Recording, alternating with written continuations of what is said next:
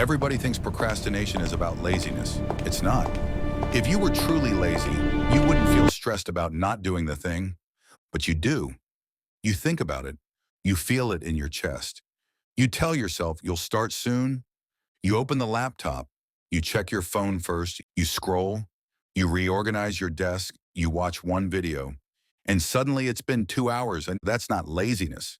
That's avoidance. And avoidance is emotional. Procrastination is not a time problem. It's a relationship with discomfort problem. Let's be honest. Most of the things we procrastinate on are not impossible. They're uncomfortable. Starting the business is uncomfortable. Going to the gym is uncomfortable. Making the phone calls uncomfortable. Having the difficult conversation is uncomfortable. So your brain does what it's designed to do. It protects you from discomfort, not from failure, not from regret, from discomfort. And that's where everything begins. If you want to stop procrastinating, you don't need more motivation. You need a new system. And the first step of the anti-procrastination system is this. Stop waiting to feel ready. You will not feel ready. You will feel uncertain. You will feel distracted. You will feel resistance. And that's normal. Most people think action comes after motivation. It doesn't. Motivation comes after action. Action creates clarity. Action creates confidence. Action reduces anxiety, but you're waiting for clarity before acting. And that loop keeps you stuck. So let's shift the thinking. Instead of asking, do I feel like doing this? Ask, can I do this for 5 minutes? 5 minutes removes drama. 5 minutes removes pressure. 5 minutes bypasses your brain's fear response. Because your brain isn't scared of 5 minutes. It's scared of identity change. When you start that project, you're not just working. You're becoming someone who takes action.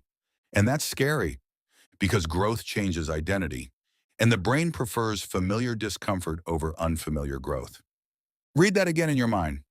The brain prefers familiar discomfort over unfamiliar growth. That's why people stay in jobs they hate. That's why people stay in relationships that drain them. That's why people delay dreams for years. It's not stupidity. It's psychological safety. So step one of the anti-procrastination system, shrink the task. But that's just the beginning. Step two, remove friction. Most people try to rely on willpower. Willpower is unreliable. Environment is stronger than intention. If your phone is next to you while you work, you will check it. If your gym clothes are buried in a drawer, you'll skip the gym. If your workspace is chaotic, your mind will be chaotic. Discipline is easier when the environment supports it. So instead of asking, why am I so distracted? Ask, what in my environment makes distraction easy? Design beats desire. Make good actions obvious. Make bad actions inconvenient. Put the phone in another room. Prepare tomorrow's work the night before. Lay out your workout clothes. Close unnecessary tabs. Create a space that makes execution easier than avoidance. Because right now, avoidance is easier than action, and the brain always chooses the easier path. Step three, separate mood from movement. This is where people get stuck. They think productive people feel different. They don't. They just move differently. You can feel tired and still take action. You can feel unmotivated and still execute. You can feel anxious and still show up. The mistake is believing that emotions control behavior. They influence behavior. They don't control it. You can act without permission from your mood. And when you do that consistently, something powerful happens. You build self-trust. Self-trust is the opposite of procrastination because procrastination slowly teaches you that you don't follow through. And when you don't follow through, you stop believing yourself. I'll start tomorrow. You don't. I'll wake up early. You don't.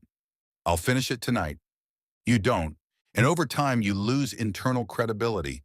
The anti-procrastination system is not about productivity. It's about rebuilding credibility with yourself. Every small action you complete is a vote for your future identity. Not a dramatic leap, a vote. And votes stack. Step four, stop romanticizing perfect timing. There is no perfect time. There is only now and later. And later becomes never more often than you think. You say, I'll start when things calm down. Life doesn't calm down. You say, I'll start when I have more energy. Energy increases when you act, not before. You say, I'll start when I feel confident. Confidence comes from evidence. Evidence comes from action. So waiting is the trap. Starting imperfectly is the solution. You don't need perfect clarity. You need imperfect motion. Step 5. Understand the cost of delay. Most people only think about the discomfort of action. They don't think about the cost of avoidance. Every time you delay something important, you carry mental weight. It sits in the background of your mind. It drains energy. It creates subtle anxiety. Unfinished tasks are heavy. They take up mental space. They whisper to you, you still haven't done this. You're behind. You said you would. And that background stress compounds. Finishing something gives relief. Starting something gives momentum.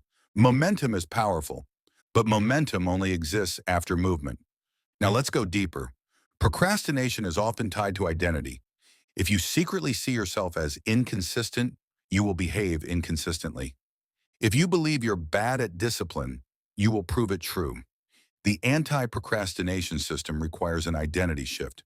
Stop saying, I'm a procrastinator. Start saying, I'm learning to execute. Language shapes identity. Identity shapes behavior. Behavior shapes results. You don't break procrastination by shaming yourself. You break it by becoming someone who acts despite discomfort. And that identity is built through repetition. Small wins, small completions, small promises kept. Let's talk about awareness. The next time you're about to procrastinate, pause. Don't judge yourself. Observe yourself. What are you feeling? Fear, overwhelm, boredom, perfectionism? Procrastination is often disguised perfectionism. You delay because you want it to be perfect. So you don't start. But perfectionism is just fear wearing ambition's clothes. Done imperfectly beats perfect in your head. Every time. Now imagine this.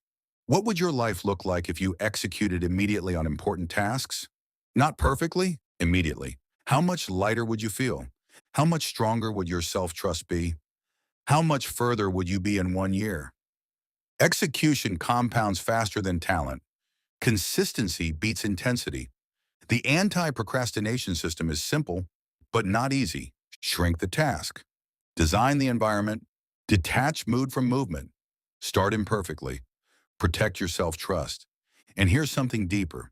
Procrastination is often a signal. Sometimes you delay because the task doesn't align with who you want to become. So ask yourself, is this resistance fear or is this misalignment? Be honest. Sometimes you procrastinate because you're building someone else's dream, but most of the time you procrastinate because growth feels uncomfortable. Learn to distinguish the two.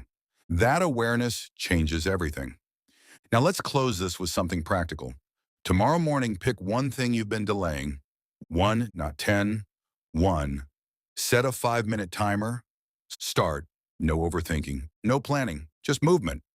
When the timer ends, you can stop, but most of the time you won't, because starting is the hardest part. And once you start, friction decreases. You don't need a new personality. You need a new relationship with discomfort. The people you admire are not fearless. They act while feeling fear. They act while feeling tired. They act while feeling uncertain. And that is the difference. You don't need to eliminate procrastination completely. You need to reduce its control over you. Because every time you choose action over avoidance, you strengthen identity. And identity is everything. Procrastination is not your personality. It's a habit. And habits can be redesigned. The anti-procrastination system is not about doing more. It's about becoming someone who moves, even when it's uncomfortable, especially when it's uncomfortable, because that's where growth lives, not in comfort, not in waiting, but in motion. Small, imperfect, intentional motion. And once you understand that, you stop asking, how do I stop procrastinating? And you start asking, what small action can I take right now? And that question alone can change everything.